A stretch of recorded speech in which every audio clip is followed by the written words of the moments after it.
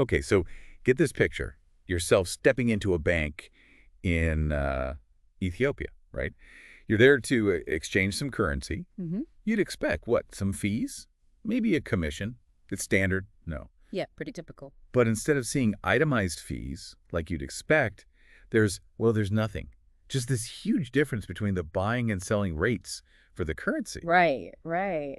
Makes you wonder what they're hiding. Exactly what was going on in Ethiopia, yeah.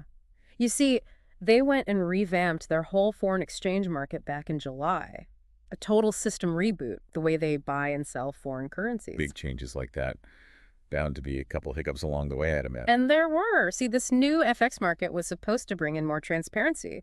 But the initial rules from the National Bank of Ethiopia, the NBE as they call it, actually muddied the waters. They told banks to, get this, bundle all their fees into that difference between buying and selling rates. That's what Mhm. they call the spread. Hold on. Spread.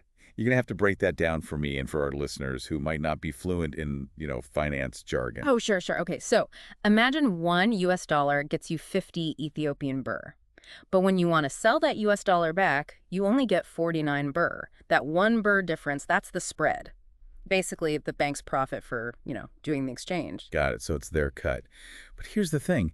If all these fees are hitting within that spread, how can you be sure you're getting a fair shake? And that is the million-dollar question, or, well, the birr question in this case. It created this whole lack of transparency, like we said.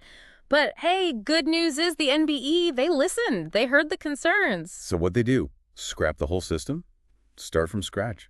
Not quite a complete overhaul. On October 16th, they came out with these new rules to deal with this lack of transparency. The big one. Banks now have to show the spread separately on every single transaction. No more hiding it within some confusing exchange rate. Okay, so shining a light on the spread. What about all those other sneaky fees they were hiding? They tackled that too.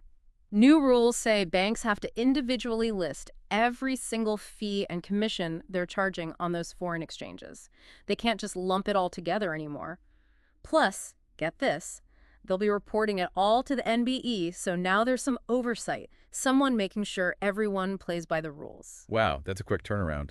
Seems like kind of a big deal for Ethiopia's financial system, don't you think? Absolutely, yeah. It shows they're serious about building trust in this new FX market. By tackling these transparency issues head on, they're creating a more stable, more reliable system. And that's what attracts foreign investment, boosts confidence in the Ethiopian birr. So for anyone out there doing business in Ethiopia or just dealing with their currency, this means more transparency, hopefully a fairer deal all around. Exactly. This whole thing, it really highlights how tricky it is to balance giving businesses the space to operate while ensuring things are fair for everyone. It's a tough one. How do you encourage growth while keeping everything above board?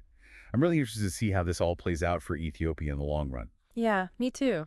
It'll be fascinating to see. Definitely something to keep an eye on. Yeah.